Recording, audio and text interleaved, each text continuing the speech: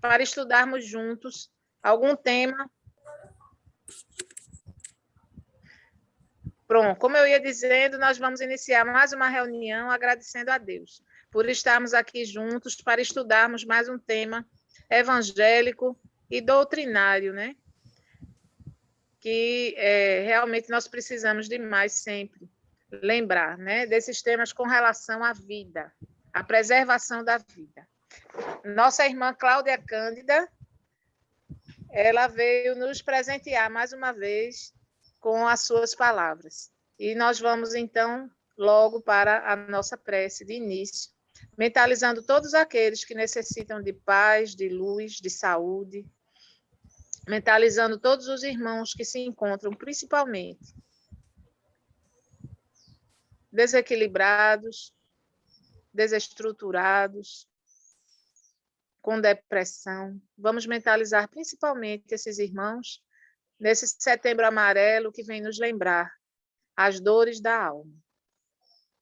Senhor Jesus, graças te damos por estarmos aqui mais uma vez e te agradecemos muito por todas as oportunidades de aprendizado que nos têm sido dadas. Que a tua paz e o teu amor penetre cada vez mais em nossos corações e que nós possamos, Senhor, cada vez mais multiplicar tudo isso que nós recebemos de ti, assim como todos esses conhecimentos que nós vamos, mais uma vez, trocar nesta tarde de hoje, para os nossos irmãos, multiplicar, distribuindo também, compartilhando com todos os nossos irmãos que se encontrem no nosso caminho. Para que assim essa corrente do bem, essa corrente do amor, essa corrente da força, da esperança, da fé, possa cada vez mais aumentar e superar todos os males. Obrigada, Senhor, por mais essa oportunidade. Abençoa a nossa irmã Cláudia Cândida, para que ela possa fazer uso da palavra da melhor forma, aproveitando ao máximo tudo o que ela preparou para nós essa tarde. Que assim seja. Está com a palavra, minha querida. Pode falar, dizer de onde você vem, para onde você vai. Tá certo? Fica à vontade. Tá bom. Boa tarde a todos. Que a paz do Mestre Jesus possa estar nos nossos corações hoje e sempre. É uma alegria muito grande voltar a esta casa querida. Eu agradeço em nome de Kátia, né, que foi a responsável por fazer o convite. E nós vamos conversar um pouco sobre a eutanásia. Estamos no mês de setembro, setembro amarelo, e esses temas que falam da valorização da vida, eles têm que ser muito divulgados. Não só no mês do setembro amarelo, mas em todos os meses do ano, nas instituições espíritas, nas casas religiosas, como no todo, nas igrejas, nas escolas, e principalmente dentro do nosso lar, preparando os nossos familiares, falando para eles do valor que deve ter a vida. Tadeu Marlim era um jovem muito inteligente que estava concluindo o curso de medicina. E ele, desde muito cedo, desde muito jovem, sempre alimentou a ideia de cometer eutanásia em pacientes que fossem deficientes. Na concepção que ele alimentava, as pessoas que tivessem deficiência física ou mental não deviam viver. Mas ele pensava dessa forma não porque era uma pessoa má, mas porque ele acreditava que essas pessoas seriam muito discriminadas. Essas pessoas sofreriam muito. Então, ele, na condição de profissional de saúde, poderia impedir que essas criaturas sofressem esses sofrimentos, para ele tidos como desnecessários, já que ele poderia evitar. E muito embora os colegas de faculdade dissessem que aquele não era o seu papel, porque ele era um profissional de saúde, estava para fazer o seu juramento, mas ele insistia que a sua ideia devia ser respeitada. Estava na época do inverno e chuvas enormes desabavam sobre a cidade. O Hospital das Clínicas estava abarrotado porque, por conta das chuvas, houve muitas tragédias coletivas. E aí o telefone não parava de tocar. Numa das vezes que o telefone tocou, era uma mulher pedindo ajuda para uma vizinha que estava para entrar em trabalho de parto. Mas, ao que tudo parecia, ela não tinha contrações, ela não tinha passagem, e se não tivesse ajuda devida, certamente morreria ela e morreria o filho também. Mas a atendente disse à mulher que era impossível. O hospital estava lotado, não tinha como receber nenhum paciente. E aquela mulher começou a insistir.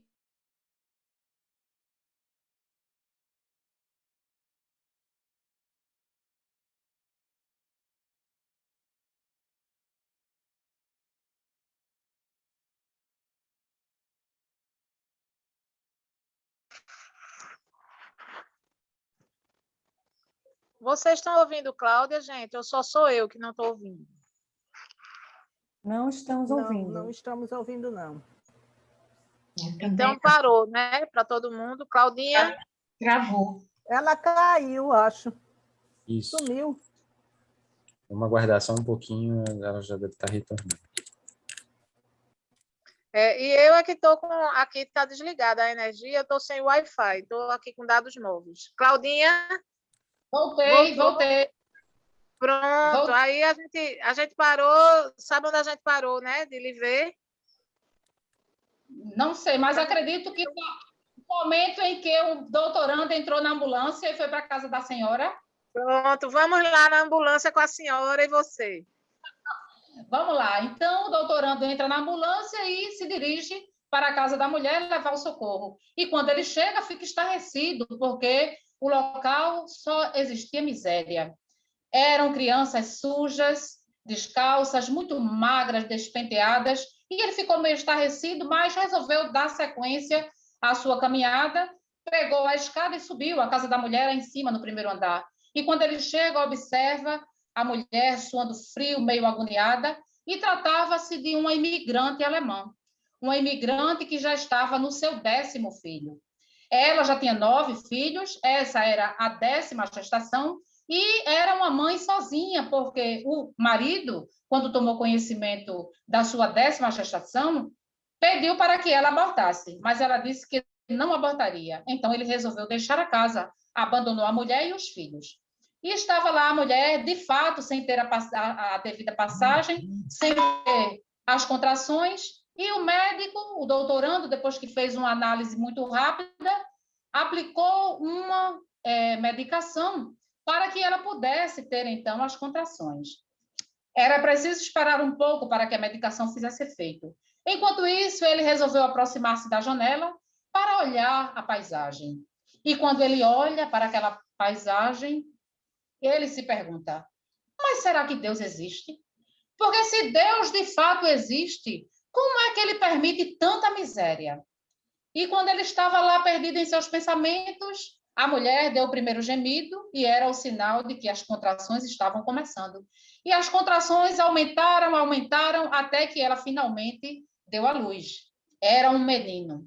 E ali tudo muito improvisado, ele não estava no hospital, ele cortou o cordão umbilical, fez uma limpeza rápida num lençol meio sujo, mais ou menos pesou, achando que ele tinha determinado peso.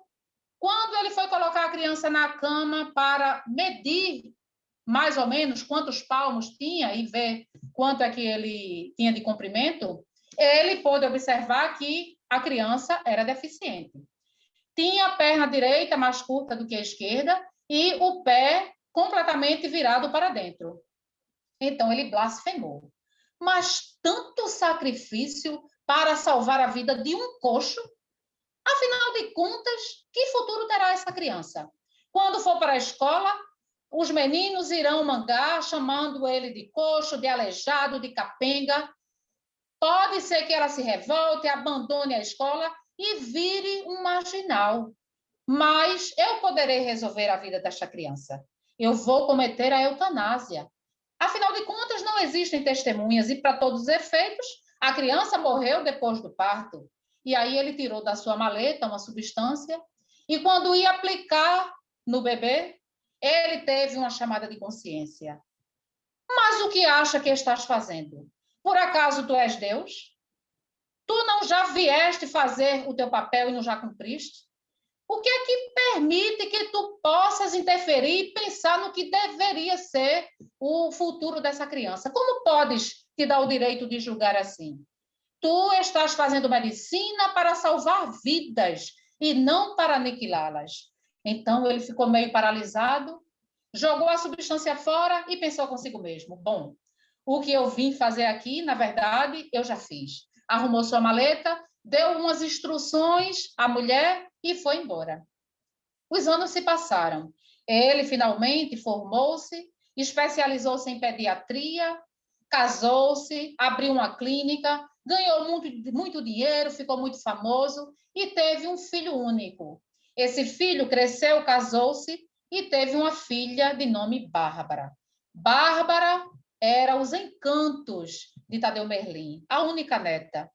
E aconteceu de certo dia, o filho único, junto com a esposa, estarem se deslocando no veículo e sofreram um acidente automobilístico, vindo a desencarnar ambos. E aí, Tadeu Marlim assumiu a criação da neta. Quando a neta completou 10 anos de idade, ele resolveu dar uma festa, fazer um aniversário para a menina, que andava meio tristonha. E no dia do aniversário, ela amanheceu febril, meio indisposta, e ele jogou o que fosse uma gripe. Aplicou um antitérmico, um antigripal, e esperou um pouco, a febre desapareceu. Só que à tarde, a febre novamente volta, e agora muito mais forte, e Bárbara agora apresentava certa dificuldade de respirar, dores nas articulações, e ele pode ver que não se tratava de uma simples gripe. Então, resolveu chamar o laboratório para tirar uma amostra de sangue e descobrir o que de fato estava acontecendo. Quando chega o resultado do laboratório, já tarde da noite, o terrível diagnóstico. Bárbara era portadora de um vírus muito desconhecido ainda pela medicina, que não tinha cura. Ela, com toda certeza, morreria e morreria muito em breve. E pior, aquele vírus matava de uma forma muito penosa, porque causava asfixia na criança. E Bárbara morreria sem conseguir respirar. Então, ele reuniu alguns dos seus colegas médicos para ver qual o posicionamento que eles teriam diante daquele diagnóstico, e todos eles foram unânimes e disseram: bom, você sabe que esse vírus é desconhecido e não tem cura. E pior, Bárbara vai morrer de uma forma muito penosa. Você não aguentará ver a sua neta morrendo desta forma. Você quer o nosso conselho? Se fosse a nossa neta, nós aplicaríamos a eutanásia. E ele disse: eutanásia na minha neta? Não, eu não vou fazer isso. Eu sou médico, tenho muito dinheiro e vou usar todos os recursos para beneficiá-la nesse sentido. Eu vou em busca de ajuda. E aí ele foi para uma clínica muito bem conceituada, e quando chega na clínica, o médico, após analisar o exame, diz a mesma coisa: vírus fatal e ela irá sofrer muito. Você quer um conselho? Aplique a eutanásia. E ele não aceitou mais uma vez e resolveu ir para a Alemanha, onde tinha um médico que era especialista em viroses. E chegando lá na Alemanha, o médico disse: meu amigo, eu sinto muito em lhe dizer que foi uma viagem inútil, porque eu não tenho a cura para esse vírus. E ele disse: doutor, pelo amor de Deus, me ajude. Ajude a salvar a minha neta, ela é tudo que eu tenho. E ele disse: mas não há jeito. Pense em alguma coisa. E foi quando o médico alemão lembrou: bom, no meio oeste americano existe um médico chamado T.J. Miller, e ele tem estudado esse vírus durante alguns anos. Talvez ele tenha uma solução para o caso da sua neta. E aí ele pegou o telefone, entrou em contato e no dia seguinte viajou. Bárbara já estava muito debilitada, sofria enormes dores, muita dificuldade de respirar. E quando ele chega no local que havia marcado com a ambulância dessa clínica, ele deparou-se com a realidade que ele não esperava, porque não era bem uma cidade aquele local, era um lugarejo muito simples, muito empoeirado, quente. O carro que estava esperando por eles era uma ambulância muito velha, caindo aos pedaços. Bom, ele, a princípio, arrependeu-se profundamente de ter ido, mas já estava lá, então deveria tentar. e quando entrou no carro, que chegou na clínica, a clínica era um galpão meio abandonado, precisando de muitos reparos, e estava lotado de crianças portadoras de deficiência física, mental. Aquele médico era muito conhecido por tratar esses casos tidos como raros. E ele, então, chegando, anunciou-se, a atendente levou ele para a sala, e ele, chegando lá, explicou toda a situação ao médico, Dr. T.J. Miller, e ele examinou Bárbara delicadamente, verificando todas as dores, tudo que ela estava sentindo, e disse a ele: bom, o diagnóstico você já sabe, de fato trata-se do vírus tal, e disse o nome do vírus. Infelizmente, nós não temos ainda cura para ele, muito embora há mais de 10 anos eu tenha estudado mesmo. Eu até desenvolvi um método terapêutico e uma vacina. Só que eu nunca apliquei em seres humanos. E se eu aplicar em Bárbara, é esperado que ela morra. E Tadeu Marlim disse: mas, doutor, Bárbara já está praticamente morta. Então, pelo amor de Deus, aplique o seu método. E então, quando ele se desloca da mesa de exames, dizendo: vamos começar então, eu vou pegar a medicação. E quando ele se desloca, Tadeu Marlim pôde constatar que ele era manco, era capenga. Então ele ficou estarrecido, olhando aquele homem andando com aquela deficiência, mas ficou tão paralisado olhando que o médico, o T.J. Miller, notou ele olhando perplexo e perguntou: você está surpreso? Pois é, eu sou manco. Sou deficiente como todos que estão aqui nessa clínica. Aqui todos são deficientes. Eu, os atendentes, os enfermeiros, os pacientes. Só assim ninguém manga de ninguém. Ele disse isso num tom de brincadeira. E aí Tadeu Marlim pensou e disse: T.J. Miller. Miller, esse nome não me é desconhecido, ele é familiar. Você é daqui mesmo? E ele disse: não, não. Eu sou da cidade de Los Angeles. Na verdade, eu sou o 10º filho de uma imigrante alemã, de uma imigrante italiana, que deu à luz por causa de um médico maravilhoso. A minha mãe estava sem ter contrações e sem ter passagem, uma vizinha pediu ajuda, e o hospital mandou para lá um médico maravilhoso, um médico que salvou as nossas vidas. Então, a minha mãe, em gratidão a este médico, que foi um anjo, colocou em mim o mesmo nome que ele tinha. T.J. Miller quer dizer Tadeu Johann Miller. Então, Tadeu Marlim começou a lembrar-se daquela tarde. Lembrou daquela tarde triste, onde, por muito pouco, ele não tirou a vida daquela criança. Então, ele pôs-se a chorar. E Dr. T.J. Miller perguntou: você está sentindo alguma coisa, algum problema? E ele disse: não, problema nenhum. É que eu estava pensando comigo mesmo que é melhor ser manco do que ser cego, como eu era há alguns anos atrás. E depois de 2 meses de tratamento, Bárbara estava completamente curada. O seu método terapêutico serviu para ela e a vacina, e aquela vacina do Dr. T.J. Miller pôde beneficiar milhares de crianças. E isso só foi possível porque, há muitos anos atrás, a eutanásia não foi cometida, aquela vida não foi ceifada.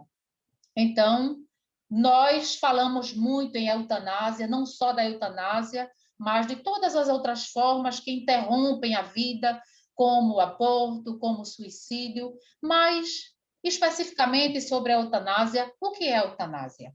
Nós poderíamos defini-la como sendo a conduta de abreviar a vida de um paciente que está em estado terminal, cujas dores, incômodos e sofrimentos sejam, de fato, insuportáveis. O termo deriva do grego eu mais thanatos, que significa ter uma boa morte, ou ter uma morte sem dor. E esse termo foi criado por um médico e também filósofo chamado Francis Bacon. E Francis Bacon, no século XVII, criou esse termo como forma de tratar os pacientes que não tinham mais cura.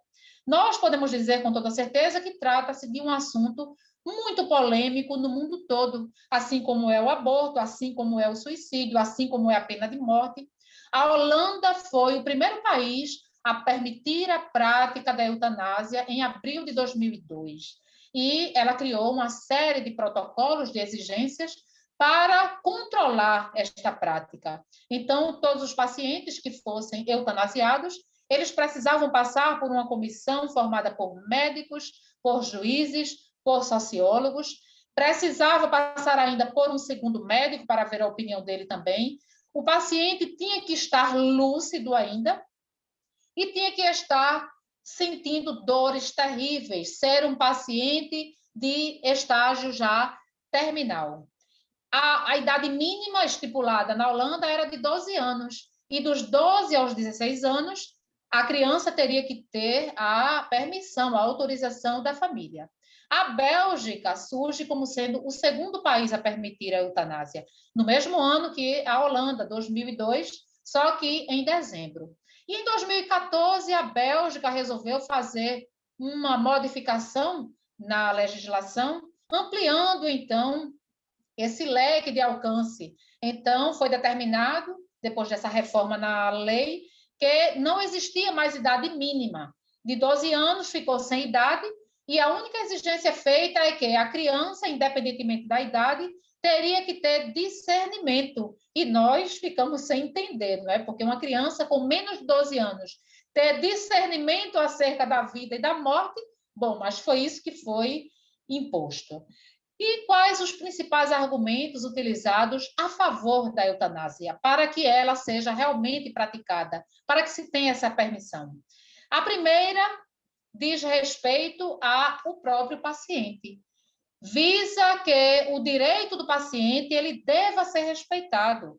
O paciente, ele analisa que está vivendo uma vida que não tem mais sentido, uma vida que não é digna. Então, ele opta por encerrar aquela vida, porque ele quer ter agora uma morte com dignidade. E esse direito ele deve prevalecer e ser respeitado. Esse é o principal argumento utilizado pelos países que defendem essa prática. E quais os argumentos que são utilizados contra a prática da eutanásia? Nós temos, primeiramente, o argumento religioso, porque as religiões defendem que Deus, por ser o Criador e ser o dono da vida, cabe apenas a ele tirar esta vida. Então, este é o primeiro argumento utilizado. O segundo argumento é com relação à fragilidade do doente.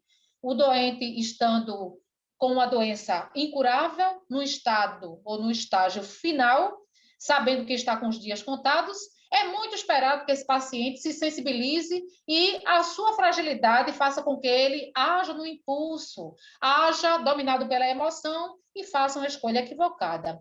E, por último, existe a questão da ética médica. A medicina está para fazer com que a vida seja favorecida, para valorizar a vida, para tentar beneficiar a vida e não para interrompê-la.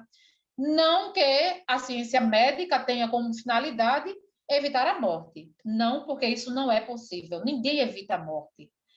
Mas ela tem o papel de fazer com que a vida seja favorecida.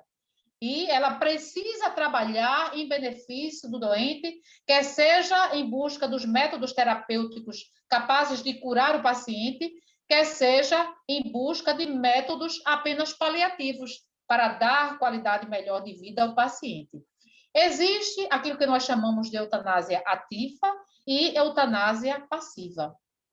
Na eutanásia ativa, nós teríamos esta prática através de um método que tira a vida em questão de segundos ou minutos. É uma morte instantânea. Exemplo, a aplicação de uma injeção letal.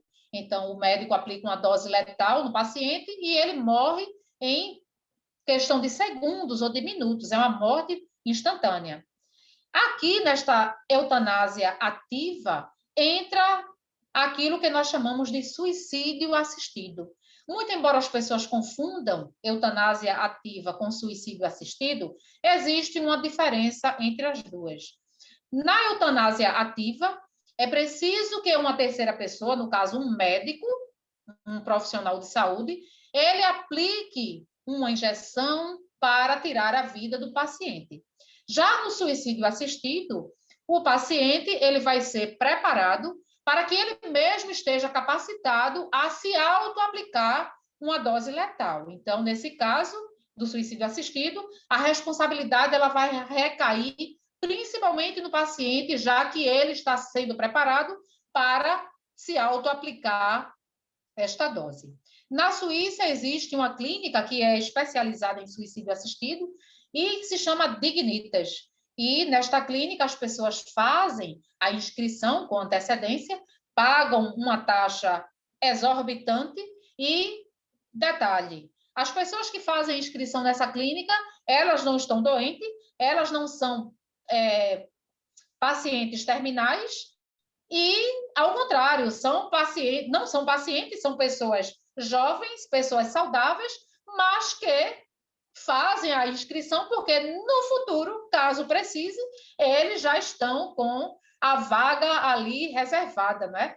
E aí a gente vê que, numa atitude como essas, o ser humano tem uma grande tendência ao não enfrentamento da dor, o que é algo muito ruim, não é? Porque a dor, ela faz parte da nossa jornada evolutiva. Nós, como espíritos imperfeitos ainda, precisamos experimentar a dor para melhorar, para crescer, para evoluir.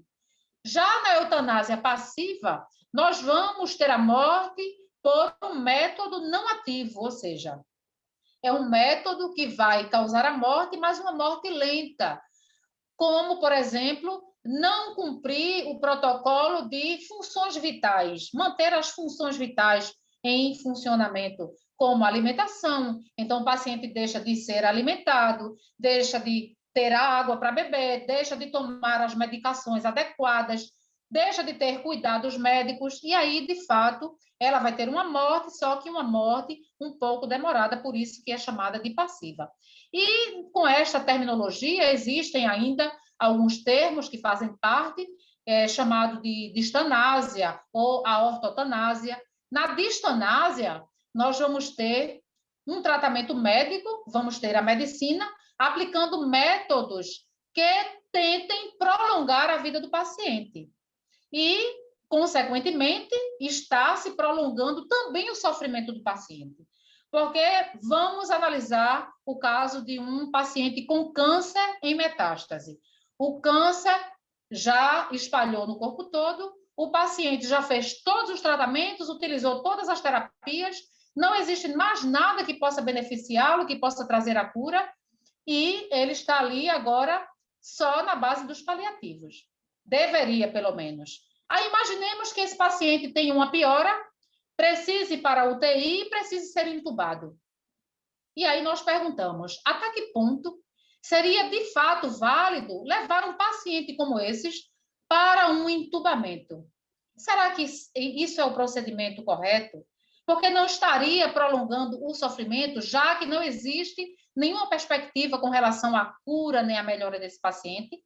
Será que o mais indicado não seria dar a esse paciente os paliativos que pudessem dar uma qualidade de vida melhor para ele, diminuindo suas dores ou até eliminando de forma completa essas dores? Será que o tratamento não poderia consistir em terapias diferenciadas? E é aí que entra a definição de ortotanásia. A ortotanásia, ao contrário da distanásia, não visa o prolongamento da vida. Ela também não antecipa a morte. Ela visa apenas a qualidade de vida do paciente naqueles seus últimos dias de vida. Então, trabalha apenas com a aplicação de paliativos. Induz os familiares a levarem o paciente para casa para que ele possa morrer entre as pessoas que ele ama, morrer entre os familiares.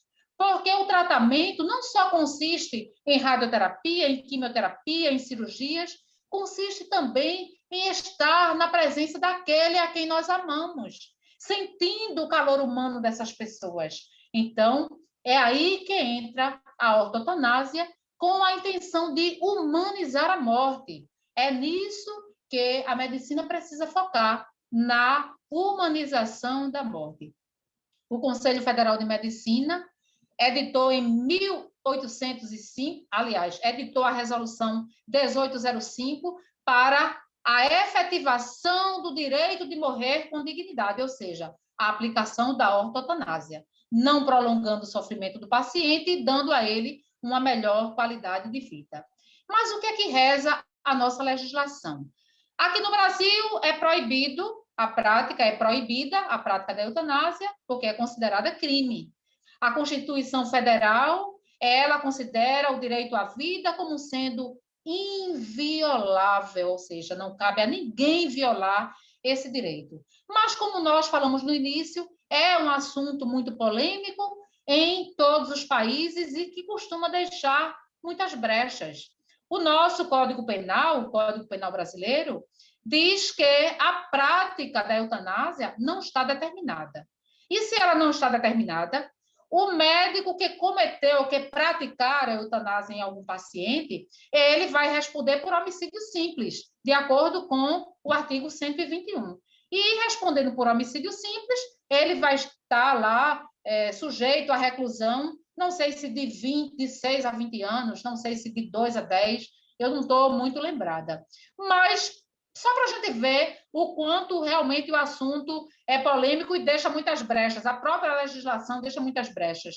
Neste mesmo artigo 121, que determina a prisão daquele que pratique a eutanásia, diz que a pena dessa pessoa será diminuída se ele agir por motivos relevantes ou dominado por uma grande emoção. Então, vejam que existe a contradição dentro, inclusive, de um mesmo artigo, não é? De um mesmo código.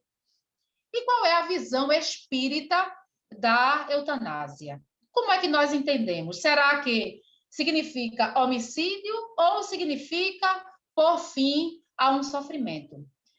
Primeiramente, nós temos que nos posicionar, e assim nos posicionamos, como todas as outras religiões, e que veem Deus como sendo o criador da vida e o único que pode tirar esta vida. Então, para nós, a eutanásia é homicídio, é, de fato, crime. Com relação ao fim do sofrimento, nós devemos ter um entendimento acerca do sofrimento, porque, como falamos, somos espíritos imperfeitos. A dor passa a ser uma grande mestra na nossa vida. E nós não conseguimos ainda viver uma existência sem experimentarmos o sofrimento. O sofrimento, ele burila o nosso espírito. Então, muitas vezes, nós precisamos desse sofrimento para despertar, para cair na realidade, para ressignificar a nossa vida, para começar a pensar diferente da forma que nós pensávamos antes. Então, é preciso que nós possamos ver o sofrimento como sendo algo muito importante na nossa caminhada. E, às vezes, aquele sofrimento é o sofrimento necessário para que o espírito possa ganhar toda uma existência, que, se não fosse aquele momento, estaria perdida. É importante que nós possamos dar sentido e importância a este sofrimento e, às vezes, a um último minuto de vida. No Livro dos Espíritos, questão 953, o senhor Kardec pergunta à espiritualidade: quando a pessoa vê diante de si um fim inevitável e horrível, será culpada se abreviar de alguns instantes os seus sofrimentos, apressando voluntariamente a sua morte? A resposta dos Espíritos: é sempre culpado aquele que não aguarda o termo que Deus marcou à existência. Está claro aqui, não é? E quem poderá estar certo de que, malgrado as aparências, esse termo tenha chegado, de que um socorro inesperado não venha no último momento? Ou seja, nós não temos certeza de nada. O que é que nos garante que no último momento, no último instante, venha o socorro que nós nem mesmo esperávamos e ali nós voltamos à vida, né? Nós retomamos a consciência e a saúde. No Evangelho segundo o Espiritismo, o Espírito São Luís também deixa uma mensagem com relação a isso, quando questionam ele se, abreviando a vida por alguns instantes, um homem, ele será culpado se ele fizer isso na intenção de se livrar de cruéis sofrimentos, de se libertar de cruéis angústias. Será que esse homem é culpado por abreviar a própria vida? E aí o Espírito São Luís responde assim: quem vos daria o direito de prejulgar os desígnios de Deus? Porque Deus, ele pode levar qualquer um à beira do abismo para lá fazer com que a pessoa pense de uma forma diferente daquela que pensava. E aí nós vemos isso, né, meus irmãos? Naquelas pessoas que entram num coma, fazem aquela viagem, né? Eles entram naquele túnel iluminado e depois essas pessoas voltam contando a experiência vivida. E quando essas pessoas voltam, elas passam a viver uma vida completamente diferente daquela que elas tinham. Elas pensam diferente, elas agem diferente, elas valorizam a vida que antes não davam o devido valor. Então, são pessoas completamente transformadas, melhoradas. E isso, muitas vezes, é o objetivo do sofrimento. Então, quem nos garante que não se trate de uma causa dessas, né?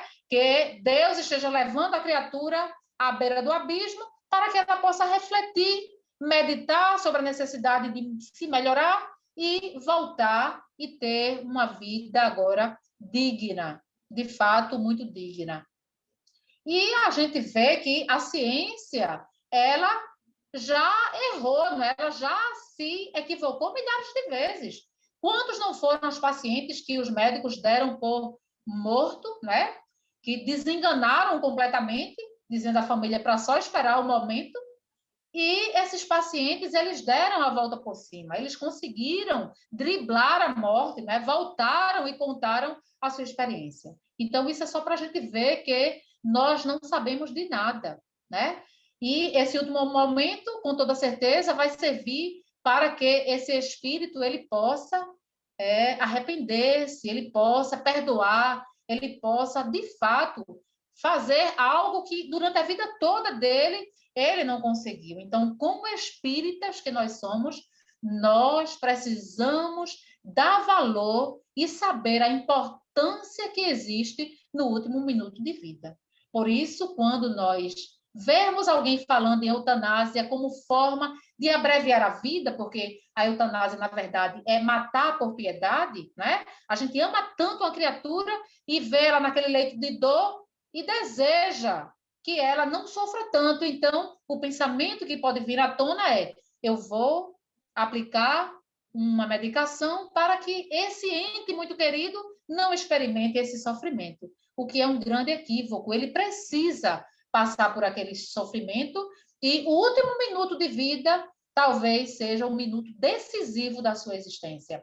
No livro Sexo e Destino, psicografia de Chico Xavier e de Valdo Vieira, através do espírito André Luiz traz para nós uma história bem interessante sobre Cláudio Nogueira.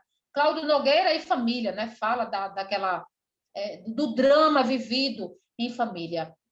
Então, André Luiz conta que Cláudio Nogueira era um espírito muito comprometido moralmente, porque era viciado no álcool, viciado no fumo, era um homem muito promíscuo e, desde muito cedo, ele alimentou uma paixão descontrolada por Marita.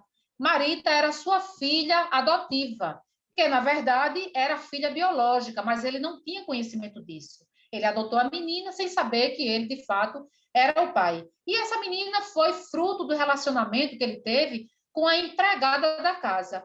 A empregada teve um relacionamento com ele, engravidou, teve a menina e depois, muito arrependida e envergonhada do que tinha feito, ela contou tudo para a sua patroa, a mulher de Cláudio, e depois ela suicidou-se. Ela deixou uma carta, né, contando tudo e suicidou-se. Então, Cláudio e a esposa assumiram a criação da menina. Detalhe, Cláudio tinha um obsessor, ele sofreu um processo obsessivo de muito tempo e o obsessor tinha o nome de Moreira. O obsessor, na verdade, estava muito ligado a Marita. Ele tinha um amor muito antigo de outras existências e obsidiando Cláudio era uma forma dele estar próximo de Marita. Então, ele sempre induzia e cravava pensamentos em Cláudio como: flor que ninguém colhe é perfume que se perde. Marita é mulher como qualquer outra, então aproveita, seu tolo, aproveita. E aí ele começava a idealizar e a pensar se talvez Marita não alimentasse, não sentisse o mesmo sentimento que ele. Marita, por sua vez, era uma moça muito simples e era apaixonada por um rapaz da idade dela, chamado Gilberto. E quando Cláudio descobriu que Marita amava Gilberto, ele teve um surto de ciúme. E aí resolveu bolar um plano. Ele bolou um encontro, marcou um encontro num quarto de pensão entre Marita e Gilberto, só que no dia do encontro, ele fez com que Gilberto não pudesse comparecer. E aí ele foi no lugar de Gilberto. Quando ele chega na pensão, e isso ele já tinha acertado antecipadamente, ele pagou ao vigia da pensão para que no momento que ele chegasse na pensão, as luzes fossem desligadas, a chave geral ela fosse desligada para que o ambiente ficasse completamente escuro e Marita não visse que se tratava da presença dele, se tratava dele, e acreditasse que era Gilberto. Então, assim foi feito. No horário marcado, ele vai para o quarto, Marita havia deixado a porta entreaberta, como combinado com Gilberto, as luzes já estavam todas apagadas, e ele, quando chega, abraça Marita e Marita se entrega completamente a ele, julgando que estava se entregando ao grande amor de sua vida. Depois do fato consumado, as luzes novamente se acendem e ela é tomada de grande horror. Quando ela viu que não era Gilberto e se tratava do seu pai adotivo, ela, desesperada, vestiu a roupa e saiu correndo. Quando ela sai correndo, ela esbarra com a mulher de Cláudio. A mulher de Cláudio tomou conhecimento dessa trama e foi para a pensão na intenção de impedir que ele fizesse aquilo. Mas ela chegou tarde demais. E quando ela chega, ela empurra a porta do quarto e diz a Cláudio: ah, Cláudio, mas que baixeza que você chegou. Como você foi capaz de ultrajar a própria filha? E aí aquela notícia caiu sobre a sua cabeça como um verdadeiro raio, fulminando ele por completo. Ali, ele tomou conhecimento de que Marita não era sua filha adotiva, era a sua filha biológica. Marita saiu correndo desesperada nas ruas e só pensava em suicídio. Entrou numa farmácia, comprou muitos comprimidos, tomou muitos comprimidos e ficou completamente dopada. E dopada, ela ficou completamente alheia a tudo que estava acontecendo ao seu redor. Até que, ao atravessar uma larga avenida, ela foi atropelada por um carro em alta velocidade. E o carro lançou-a a metros à frente, completamente ensanguentada, sofreu traumatismo craniano, sofreu várias outras lesões gravíssimas, e neste momento do atropelamento, já havia uma equipe espiritual que estava acompanhando a tudo aquilo. Essa equipe era a equipe que André Luiz estava fazendo parte. E André Luiz tinha o instrutor de nome Félix, e Félix tinha também ligações com Marita de outras existências, então era um espírito para ele muito caro. E ele sabia do desfecho de toda aquela história e estava ali para fazer o que precisava ser feito. Então, ao ver Marita ali lançada no asfalto, ele eleva o pensamento ao alto, o Félix. Eleva o pensamento ao alto e diz: ó Deus de amor e bondade, não permitas que a tua filha saia da casa dos homens assim, sem nenhuma preparação. Concede a ela alguns dias, algumas horas que sejam, para que ela possa repensar e fazer o que precisa ser feito. E aí o pedido de Félix foi acatado. Foram dados alguns dias como moratória para que ela pudesse repensar, para que ela pudesse perdoar. Naquele momento, ela teria o cérebro preservado, não poderia mais falar, não poderia mais enxergar, mas estaria apta para entender e processar as ideias e para escutar. Ela foi socorrida, levada ao hospital, chegou lá em coma completo. E Cláudio, quando tomou o conhecimento de que ela havia sido atropelada, corre também para o hospital desesperado. Chegando lá, ele vendo Marita jogada em uma maca, toda ensanguentada, despenteada, ele ajoelha-se e diz: Ah, Marita, minha filha, perdoa esse teu pai infeliz. E ali, naquele momento de arrependimento profundo e sincero, ele começava a se redimir perante os seus erros e perante a lei. André Luiz estava ali com Félix e com o restante da equipe e começou, então, a realizar uma terapia, soprando o próprio hálito na boca de Marita. E essa terapia, ou esse método, é utilizado e é chamado por adição de forças. André Luiz explica que essa adição de forças ela é muito utilizada em pacientes que já estão prestes a desencarnar. E André Luiz soprava o próprio hálito na boca de Marita e era observado por Moreira, né? Porque Cláudio, quando chegou no hospital, chegou acompanhado por Moreira. Moreira era o obsessor dele 24 horas. E aí Moreira começa a observar André Luiz e se aproxima pedindo para que ele pudesse fazer aquela respiração. E André Luiz fica meio pé atrás, ao que Félix diz: ensine a ele, permita que ele faça, porque essa adição de forças, se for realizada por alguém que tenha muito amor, aí o resultado é muito melhor, muito mais satisfatório. E é o caso, né? Porque Moreira, ele tinha um grande amor por Marita, muito embora agisse de forma equivocada. Era um amor doente, não é? Mas era um amor. Então, André Luiz orienta ele e ele, com muita humildade, com muita paciência e muito amor, começa, então, a soprar o próprio hálito na boca de Marita e teve-se, de fato, o efeito esperado, um bom e maravilhoso efeito.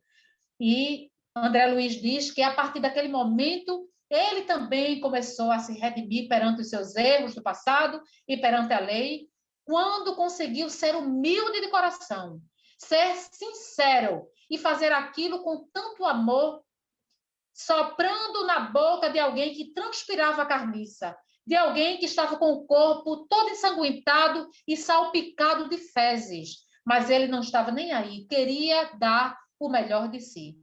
Neste íntere, Cláudio, lá no hospital, estava louco, desesperado. Só pensava também em suicídio. Achava-se o maior dos desgraçados. Até que o hospital recebeu a visita dos espíritas, nós sabemos que existem essas visitas, e o espírita dirigiu-se a ele, conversou com ele, acalmando, falando a ele sobre a esperança, sobre Jesus, sobre a doutrina espírita, e, por fim, presenteou ele com um exemplar do Evangelho segundo o Espiritismo. E quando Cláudio abre o Evangelho, cai na lição caridade para com os criminosos. E ele pôde ver que ele não era um desgraçado, porque Deus não é vingança. Deus é justiça, sim, mas uma justiça que traz amor. Então, ele teria, com toda certeza, chance, oportunidade de trabalhar, de rever, de fazer diferente, de agir agora com amor para transformar todo o mal que tinha realizado em bem. E foi aí que Cláudio resolveu dedicar-se a Marita durante 24 horas no dia, limpando-a, cuidando dela, com todo o carinho do mundo. Todos os dias, ele não queria que ninguém rendesse, ele passava dia e passava noite, não dormia, num cansaço terrível, mas queria estar presente. Marita estava em coma, mas aquele toque de Cláudio, as coisas que ele falava, fez com que ela voltasse à consciência, e ela deu o primeiro gemido. Aquele gemido indicava que ela voltava à consciência. E quando ela percebe que é Cláudio que está falando e tocando em seu corpo, ela sentiu uma grande revolta. Estava revoltada porque ela julgava que era uma humilhação muito grande. Imagina, estar ali, naquele momento, vivendo os últimos dias ou as últimas horas de sua vida nas mãos de um homem que ela definitivamente odiava. Mas a dedicação de Cláudio foi tão grande Ele dava banho nela todos os dias, enxugava o seu corpo, vestindo uma roupa limpa, penteava seus cabelos, lia para ela a lição do Evangelho, falava-lhe de Deus, falava-lhe sobre esperança, sobre fé. E ela começou a notar que ele era um homem renovado. Ela começou a notar que ele agora fazia tudo diferente de antes, que de fato ele estava tratando ela com muito amor, com muita dedicação, porque se não existisse amor, ele não estaria ali preso 24 horas incansavelmente. E aí a espiritualidade aproveitou aquele momento de tomada de consciência, dizendo a ela: filha, perdoa. Perdoa Cláudio, ele está arrependido, ele te ama. E aí ela pensou que realmente deveria perdoar. E ela pensou que fosse realmente a melhor decisão, que não valeria a pena partir daquela vida levando consigo uma grande mágoa, um grande ódio. Então, pensando assim, Marita perdoou aquele homem de coração, perdoando também porque ela tomou conhecimento de Moreira, vendo-o ali realizando todo aquele procedimento, então ela conseguiu perdoar naquele último momento de vida Cláudio e Moreira, que foram seus perseguidores, que foram criminosos, que foram seus estupradores, mas que agora estavam convertendo todo aquele mal num grande bem. E aí Marita perdoa ambos e desencarna em paz. E isso é para que nós possamos ter consciência da importância que existe no último minuto de vida. Marita teve a sua existência toda salva por esse último minuto, quando ela teve a capacidade de verdadeiramente perdoar aqueles espíritos. E é importante, então, esse instante, né? É preciso que nós não ignoremos este momento de reconsideração, este momento de consciência e de tomada de decisão diferente. O espírito, às vezes, leva a vida toda e não consegue fazer nada certo, né? Não consegue se arrepender de nada, não consegue perdoar ninguém. E, dado o último instante, ele é capaz de rever esses seus valores, processando agora tudo diferente, e então reconsiderando, né? E perdoando. Então, quando nós vemos os nossos entes queridos presos no leito de sofrimento, não pensemos que abreviar a sua vida vai trazer para ele um benefício. Não matemos por piedade. Se nós temos verdadeiramente amor por eles, estejamos juntos, façamos uma prece, estejamos presentes, dizendo que nós o amamos, dizendo que eles não estão sozinhos, segurando em suas mãos, fazendo com que eles sintam o nosso calor, eles sintam a nossa presença, que eles possam sentir o nosso amor. Este, sim, é o melhor e o maior benefício que nós podemos levar aos nossos entes queridos. Porque, como diz André Luiz, nós ignoramos que por trás daqueles entes doentes, num leito de dor, de aflição, de sofrimento, num coma profundo, espíritos benfeitores trabalham desenvolvendo ações nobilitantes, ou seja, ações que de fato favorecem, que ajudam, que beneficiam. Então, se nós não estamos habilitados a ajudar naquilo que é necessário para aquele espírito, então nos afastemos e deixemos os nossos entes morrerem em paz, porque com toda certeza eles estão sendo assistidos pela espiritualidade maior. Nos afastemos porque, como diz André Luiz, as lágrimas que aqueles sofredores derramam, elas servem como pérolas abençoadas para lhes favorecer a vida e a morte. Então, não à eutanásia, não à pena de morte, não ao suicídio, não ao aborto. Nós somos espíritas. Levemos essa mensagem de vida onde nós chegarmos, levemos esta mensagem de esperança, de que nós somos espíritos imortais, que nós não morremos muito, nunca, que por mais que nós queiramos abreviar a vida, fazendo com que aquela criatura morra para evitar o sofrimento, eles continuarão vivos, porque ninguém morre. Continuarão vivos e aquela nossa ação, com toda certeza, vai trazer um grande prejuízo àquele espírito. Então, nos coloquemos no lugar daqueles que hoje experimentam dor e experimentam sofrimento, porque talvez sejamos nós os próximos a precisarmos experimentar também essas dores, também essas situações.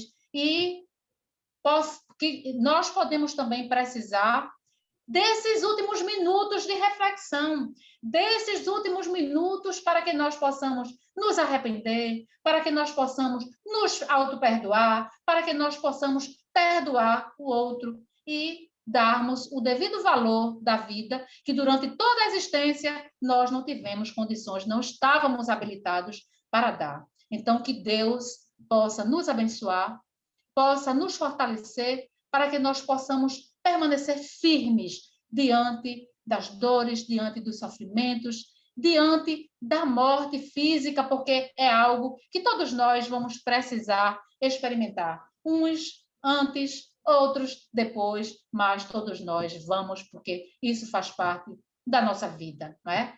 Nós agradecemos o convite, é uma alegria muito grande poder compartilhar com tudo que eu estudei.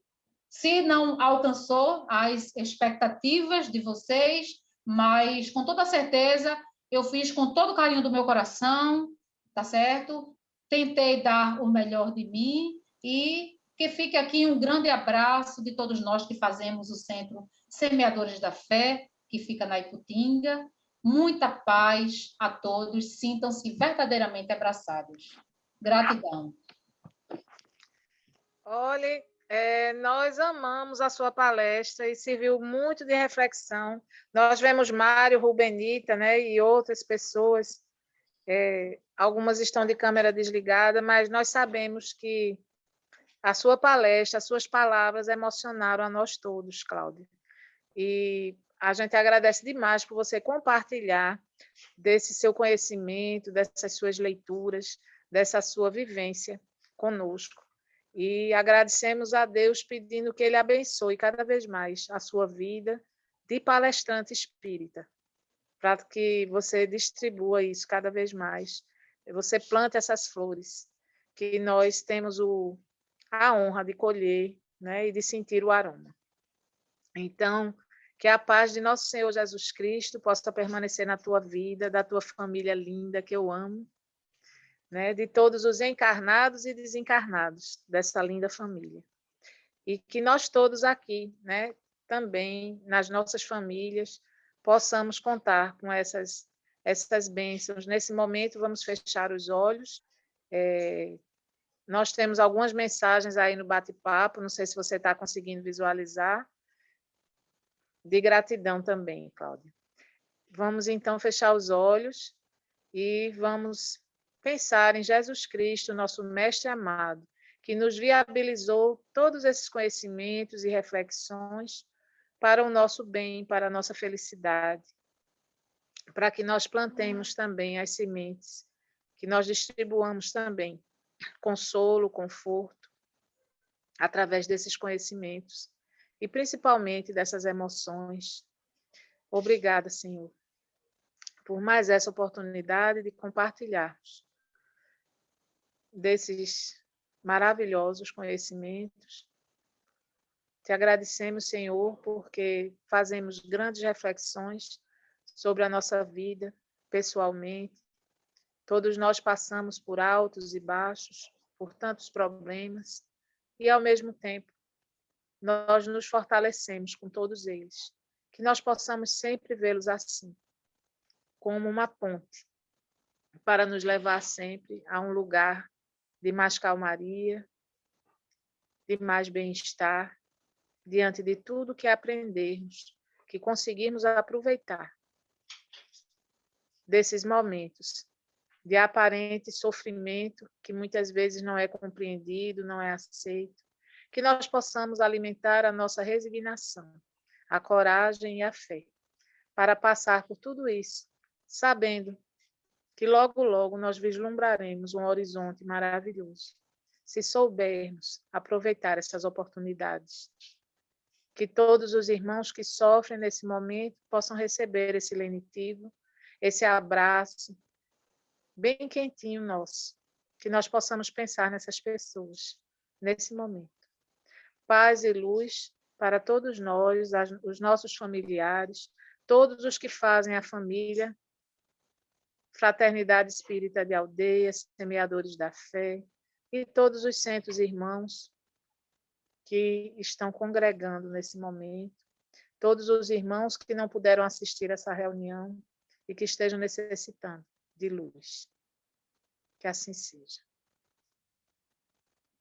Com esta prece, nós vamos mais uma vez agradecer muito a presença da nossa irmã e um beijo para todos vocês, que nós possamos nos encontrar sempre, sempre, sempre, nos encontrar de fato, né? Em mente e em coração. Que assim seja.